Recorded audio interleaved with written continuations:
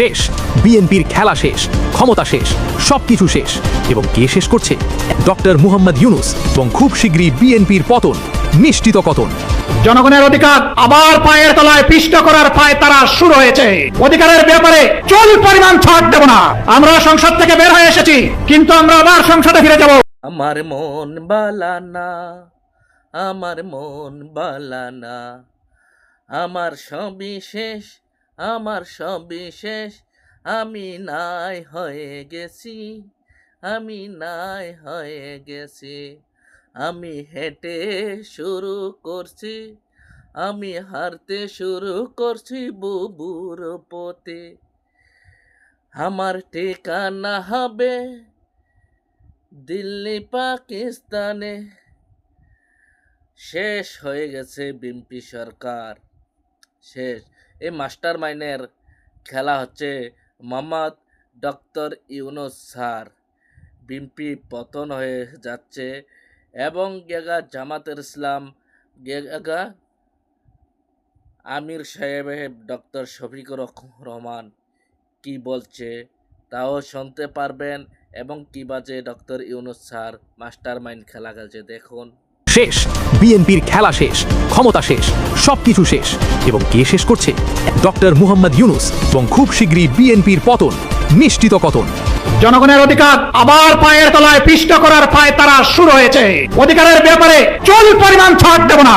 আমরা সংসদ থেকে বের হয়ে এসেছি, কিন্তু আমরা আবার সংসদে ফিরে যাব। মাঝখানের জনগণকে সাথে নিয়ে জনগণের মুক্তির আন্দোলন আমরা গড়ে তুলব। ভারত প্রেম যদি বজায় রাখতে হয় তাহলে কিন্তু আসলে গণভোট বাস্তবায়ন করা সম্ভব না। যে বিএনপির 80% লোকে কিন্তু এখন ভারতের কাছে বিক্রি হয়ে গেছে। কারা এরা? আমি বলে দিচ্ছি, এরা হচ্ছে আমাদের বর্তমান বিএনপি। যে বিএনপি 17 বছর বিভিন্ন ধানের খেতে বিভিন্ন ঝরে জঙ্গলে কাটিয়েছে আওয়ামী লীগের ভয়ে। আওয়ামী লীগও ঠিক এই কাজই করতো। তারা জিয়াউর রহমানের ছবি নিয়ে এইভাবে টানাহেসা করেছে, তারা খালেদা জিয়ার ছবি নিয়ে টানাহেসা করেছে, তারা জিয়াউর রহমানের কবরে গিয়ে ওখান থেকে কতবার কবর উঠিয়ে ফেলতে চেয়েছে, জিয়াউর রহমানের মুক্তিযুদ্ধের খেতাব পর্যন্ত কেড়ে নিতে চেয়েছে, কতবার।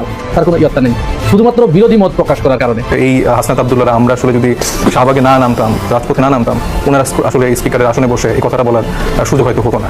বিএনপি সরকারের বিরুদ্ধে হঠাৎ করে বিরাট শক্তি মাঠে নেমে গেছে। কিছুদিন পর বিএনপি কুল কিনারা পাবে না, বিএনপি জয় বাংলা হয়ে যাবে।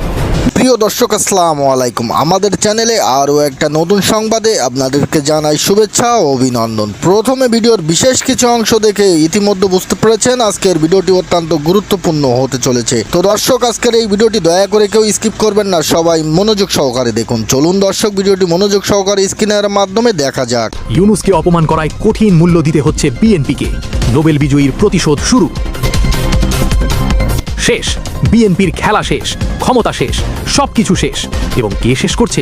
একজন মানুষ, একজন নোবেল বিজয়ী, ডক্টর মুহাম্মদ ইউনূস, যাকে বিএনপি অপমান করেছিল একবার নয়, দুইবার। এবং এখন সেই অপমানের মূল্য দিতে হচ্ছে কঠিনভাবে, নির্মমভাবে। এবং খুব শীঘ্রই বিএনপির পতন, নিশ্চিত পতন। আর সেই পতনের মাস্টারমাইন্ড ডক্টর ইউনূস, যিনি এখন প্রমাণ করছেন একজন নোবেল বিজয়ীকে অপমান করলে কি হয়। কি সেই অপমান? কেন ইউনূস প্রতিশোধ নিচ্ছেন? এবং কিভাবে বিএনপির পতন নিশ্চিত হয়ে গেছে দেখুন এই মুহূর্তে। কারণ এর চেয়ে বড় রাজনৈতিক নাটক আর হয় না। দুটো অপমান, মাত্র দুটো, কিন্তু এতটাই বড় অপমান যে একজন বিশ্ববিখ্যাত মানুষ, যিনি শান্তিতে নোবেল পুরস্কার পেয়েছেন, যিনি গরিবদের জন্য ব্যাংক বানিয়েছেন, যার নাম সারা বিশ্বে সম্মানের সাথে উচ্চারিত হয়, সেই মানুষ এখন বিএনপির বিরুদ্ধে দাঁড়িয়েছেন। এবং যখন একজন নোবেল বিজয়ী দাঁড়ান, তখন যে কোনো সরকারের পতন শুধু সময়ের ব্যাপার। প্রথম অপমান এবং সবচেয়ে বড় অপমান, যেটা ডক্টর ইউনূস কখনো ভুলবেন না, যেটা তার সারা জীবনের কাজকে অপমান করেছে, এবং সেটা হলো গণভোট ছুঁড়ে ফেলা। মনে করুন 29 জানুয়ারি 2026 গণভোট ডক্টর ইউনূসের অন্তর্বর্তী সরকার আয়োজন করেছিল জুলাই সনদের ওপর। এবং কি ফলাফল এসেছিল? 70% মানুষ হ্যাঁ বলেছিল, 60 কোটি মানুষ, পুরো দেশ। এবং সেই গণভোটের জন্য ডক্টর ইউনূস কত পরিশ্রম করেছিলেন, কত চিন্তা করেছিলেন, কত রাত জেগেছিলেন। কারণ এটা শুধু একটা ভোট ছিল না, এটা ছিল গণতন্ত্রের একটা পরীক্ষা, জনগণের কণ্ঠস্বর শোনা। এবং ডক্টর ইউনূস সেটাই করেছিলেন সফলভাবে, নিরপেক্ষভাবে। এবং ফলাফল 70% হ্যাঁ, পরিষ্কার রায়। জনগণ চায় জুলাই সনদ, জনগণ চায় সংস্কার, জনগণ চায় পরিবর্তন। ডক্টর ইউনূস বিশ্বাস করেছিলেন যে সরকার ক্ষমতায় আসবে, তারা এই রায় মানবে। কারণ তারেক রহমান নিজেই তো 30 জানুয়ারি হ্যাঁর পক্ষে ডাক দিয়েছিলেন, বলেছিলেন আমরা বাস্তবায়ন করব। কিন্তু বিএনপি কি করলো? ক্ষমতায় এসেই সব উল্টে দিল। জুলাই সনদকে বলল প্রতারণার দলিল, গণভোটকে বলল অবৈধ। এবং সবচেয়ে বড় কথা, ডক্টর ইউনূসের 6 মাসের পরিশ্রম 7 কোটি মানুষের ভোট, পুরো গণতান্ত্রিক প্রক্রিয়া সব ছুঁড়ে ফেলে দিল। যেন এসব কিছুই না, যেন ডক্টর ইউনূস কিছুই করেননি, যেন জনগণ কিছুই বলেনি। এটা কি? এটা শুধু রাজনৈতিক সিদ্ধান্ত নয়, এটা ব্যক্তিগত অপমান ডক্টর ইউনূসের, তার কাজের, তার পরিশ্রমের, তার সততার।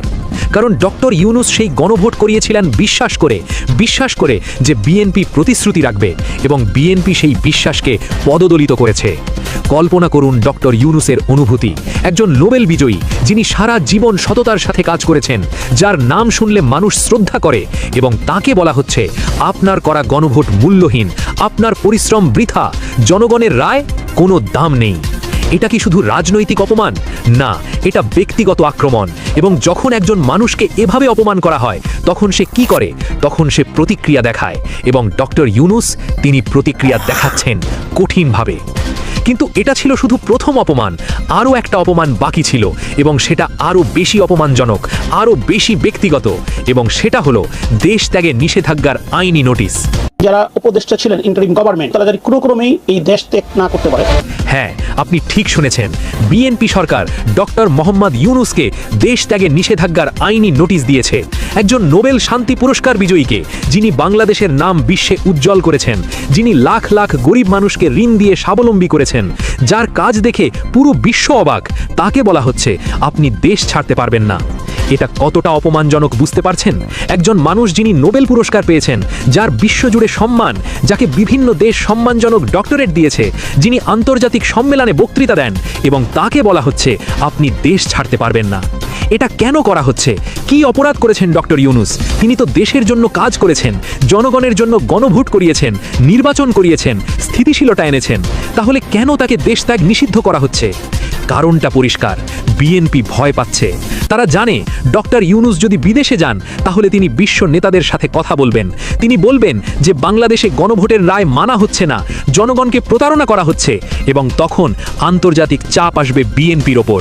তাই বিএনপি সিদ্ধান্ত নিয়েছে ডক্টর ইউনূসকে দেশের বাইরে যেতে দেওয়া যাবে না, তাকে ঘরবন্দি করে রাখতে হবে, যাতে তিনি কথা বলতে না পারেন, যাতে তিনি বিশ্বকে সত্য জানাতে না পারেন। কিন্তু এটা কতটা বড় ভুল তা বিএনপি বুঝতে পারেনি। কারণ আপনি যখন একজন নোবেল বিজয়ীকে দেশত্যাগ নিষিদ্ধ করেন, তখন কি বার্তা যায়?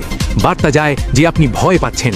আপনি জানেন তিনি যদি কথা বলেন, তাহলে আপনার ভুল ধরা পড়বে, আপনার অন্যায় প্রকাশ হবে, এবং তাই আপনি তাকে চুপ করিয়ে রাখতে চাইছেন।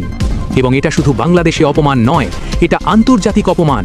কারণ ডক্টর ইউনূস শুধু বাংলাদেশের নাগরিক নন, তিনি একজন বিশ্ব নাগরিক। তার পরিচয় নোবেল বিজয়ী হিসাবে।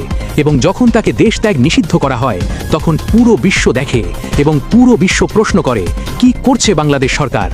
এবং এখানেই বিএনপির সবচেয়ে বড় ভুল। তারা ডক্টর ইউনূসকে চুপ করাতে চেয়েছিল, কিন্তু তারা ভুলে গেছে একজন নোবেল বিজয়ীকে চুপ করানো যায় না। তার কণ্ঠস্বর আছে, তার সম্মান আছে, তার বিশ্বব্যাপী নেটওয়ার্ক আছে, এবং যখন তাকে অপমান করা হয়, তখন সেই নেটওয়ার্ক সক্রিয় হয়। কল্পনা করুন, ডক্টর ইউনূস ফোন করছেন আমেরিকার প্রেসিডেন্টকে, বলছেন দেখুন বাংলাদেশে আমাকে দেশত্যাগ নিষিদ্ধ করা হয়েছে, কারণ আমি গণমতের রায় বাস্তবায়নের কথা বলছি। এটা কি গণতন্ত্র? কল্পনা করুন, ডক্টর ইউনূস ইউরোপীয় ইউনিয়নের সাথে কথা বলছেন দেখুন জনগণ ভোট দিয়েছিল, কিন্তু সরকার সেটা মানছে না, এবং যখন আমি প্রতিবাদ করছি, তখন আমাকে নিষিদ্ধ করা হচ্ছে।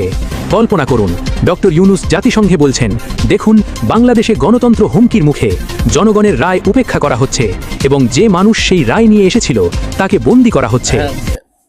আসসালামু আলাইকুম আমার অডিয়েন্স ভাই বোনেরা, আপনারা সবই দেখছেন, সবই গিয়ে শুনছেন। বিএনপির খেলা শেষ, এবং বিএনপিও গেগা প্রধানমন্ত্রী শেখ হাসিনার পথে গিয়ে হারছে, এবং গেগা প্রধানমন্ত্রী শেখ হাসিনা যা যা করছে এবং যা যা করত, বিএনপিও তা করা শুরু লাগাই দিচ্ছে, এবং তা করছে। এবং বিএনপি এর গে ভারপ্রাপ্ত চেয়ারম্যান তারেক রহমান সারো, এবং আওয়ামী লীগের রাস্তায় হারছে, এবং কি বাজে যে মোহাম্মদ ডক্টর ইউনূস স্যার কি বাজে বিএনপির পতন ঘটিয়ে দিচ্ছে, এবং দিল। বিস্তারিত এই ভিডিওতে দেখতে পারবেন এবং শুনতেও পারবেন। আপনাদের বিস্তারিত মতামতগুলা মেসেজের মাধ্যমে জানিয়ে দেবেন। এবারের মতো বিদায় নিচ্ছি। আসসালামু আলাইকুম।